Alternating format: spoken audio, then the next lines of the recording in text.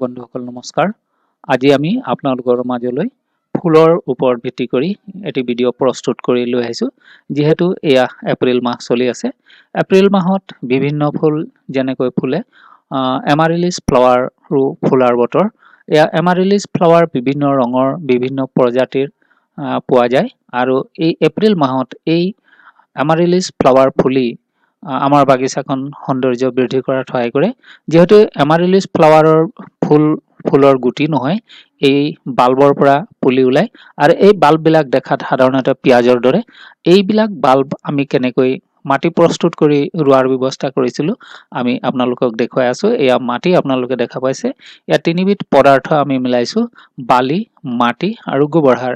এই তিনিবিধ পদাৰ্থ আমি এটি পেলনীয়া টায়াৰৰ ভিতৰত সম্পূৰ্ণ ৰূপে মিহলি কৰি দিয়াৰ ব্যৱস্থা কৰিছোঁ। আপোনালোকে দেখা পাইছে এয়া বালি আছে 20%, মাটি আছে 60% আৰু গোবৰ সাৰ আছে 20%।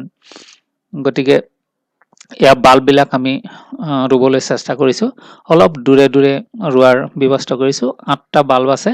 যিহেতু এই বাল্ব আমি এমাজনৰ পৰা অৰ্ডাৰ কৰি আনিছিলোঁ। কেনেকৈ ফুল হয়, ইয়াৰ কি কি কালাৰ ওলায় আমি চাবলৈ চেষ্টা কৰিম।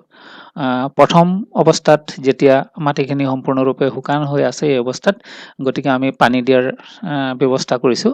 প্ৰথমবাৰৰ বাবে আপোনালোকেও সম্পূৰ্ণৰূপে পানী দিব পাৰে আৰু এই এমাৰিলিছ ফ্লাৱাৰ সম্পূৰ্ণৰূপে ৰ'দ পৰা ঠাইত থাকিলে ই বেছি ফুল দিয়ে।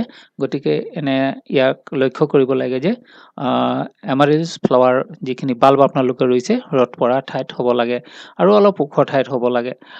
প্ৰিয় দৰ্শক বন্ধুসকল, এয়া আপোনালোকে দেখা পাইছে প্ৰথমবাৰৰ বাবে এটি কলি ওলাইছে। সঁচাকৈ মনটো ভাল লাগিছে। ইয়াৰ ৰং হৈছে বগা আৰু মাজত বেঙুনীয়া ৰং আপোনালোকে দেখা পাইছে। প্ৰিয় দৰ্শক বন্ধুসকল, কেইমাহমান যদি আমি অপেক্ষা কৰিম এপ্ৰিল মাহলৈকে, তেন্তে এয়া বিভিন্ন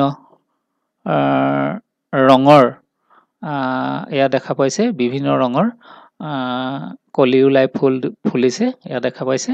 প্ৰিয় দৰ্শক বন্ধুসকল, ভিডিঅ'টো চাই কেনে পালে নিশ্চয় জনাব। ভিডিঅ'টো চাই ভাল পালে লাইক কৰিব। আমাৰ চেনেলত নতুনকৈ আছে হ'লে ছাবস্ক্ৰাইব কৰিব। প্ৰিয় দৰ্শক বন্ধুসকল, ভিডিঅ'টো ইমানেই। বহুত বহুত ধন্যবাদ ভিডিঅ'টো চোৱাৰ বাবে।